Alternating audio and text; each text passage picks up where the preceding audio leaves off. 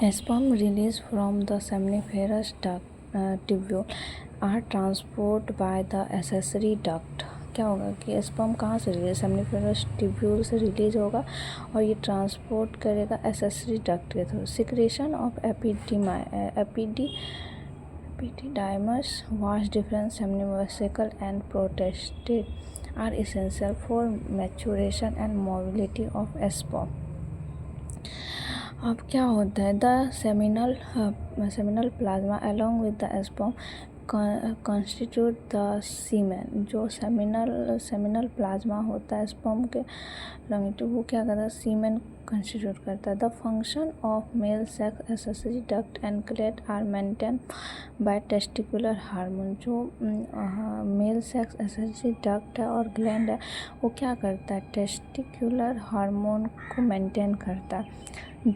ये एंड्रोजन होता है. The process of formation of mature female gamete is called oogenesis. एक मतलब मैच्योर फीमेल गैमेट को का प्रोसेस, फॉर्मेशन का प्रोसेस होता है, उसको oogonia कहते हैं.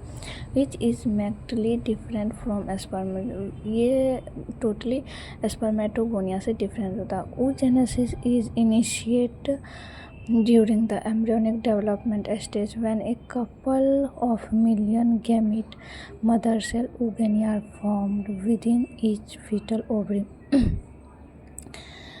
ये जब बेबी मदर के वूम में रहता तब से ये स्टार्ट होता है form. No more oogonia are formed and added after birth. और एक भी oogonia क्या ना बनता है और ना ऐड होता after birth.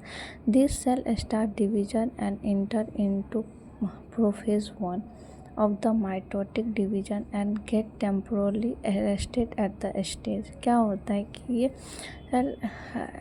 Start division start होता है और ये प्रोफेज 1 में आकर ऑफ माइटोटिक डिवीजन करता है और एंड टेम्पोरली अरेस्ट हो जाता है. Called primary oocyte. इसको प्राइमरी oocyte कहते हैं. Each primary oocyte get surrounded by a layer of granulosa cell and call is primary follicle. जो हर एक प्राइमरी oocyte होता है वो ग्रेनुलोसा सेल से कवर्ड होता है, जिसको प्राइमरी फॉलिकल कहते हैं. A large number of this follicle degenerate during the phase from birth to puberty.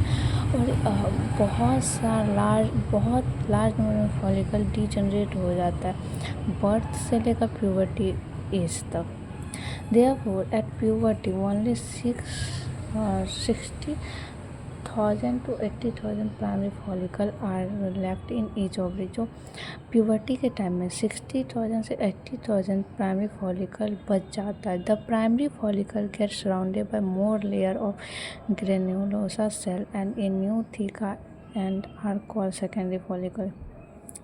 Primary follicle जो होता है वो तो सराउंडेड था ग्रेनुलोसा से, अब और न्यू का ऐड होता है और उसको सेकेंडरी फॉलिकल्स कहते हैं. The secondary follicle soon transfer into a anterior follicle which is characterised by a fluid filled cavity called antrum. जो सेकेंडरी फॉलिकल है वो ट्रांसफॉर्म होता है टर्शरी फॉलिकल,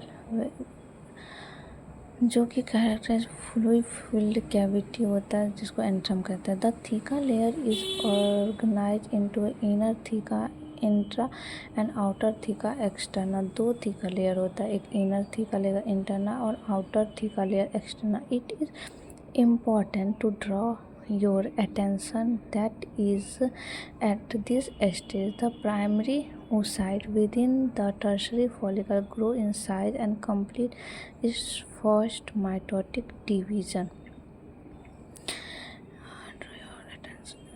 अब क्या होगा कि टर्शरी फॉलिकल ग्रो करेगा और ये फर्स्ट माइटोटिक डिवीज़न कंप्लीट करता है. It is an equal division.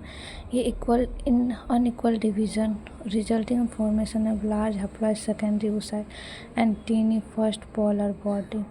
ये large haploid secondary oocyte forms a tiny first polar body when the secondary oocyte retain bulk of the nutrition rich cytoplasm of primary oocyte। जो secondary site होता है वो क्या होगा, bulk of nutrition rich cytoplasm primary oocyte। Does the first polar body born out of first mitotic division further or degenerate? At present, we are not very certain about this.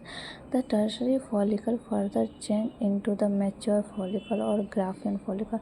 अब जो tertiary follicle है वो क्या होगा, mature follicle और Graafian follicle में change होगा। The secondary oocyte form a new membrane call zona pellucida. अब सेकेंडरी oocyte जो होता है वो मेम्ब्रेन फॉर्म करता है जिसको जोना पेलिसोइड कहते हैं, जो कि सराउंडेड इट होता है। The Graafian follicle no rupture to release secondary oocyte from the ovary by the process of ovulation. अब जो ग्राफियन फॉलिकल है वो रैप्चर कर जाता है और रिलीज करता है secondary oocyte from the ovary, और इस प्रोसेस को ओव्यूलेशन कहते हैं।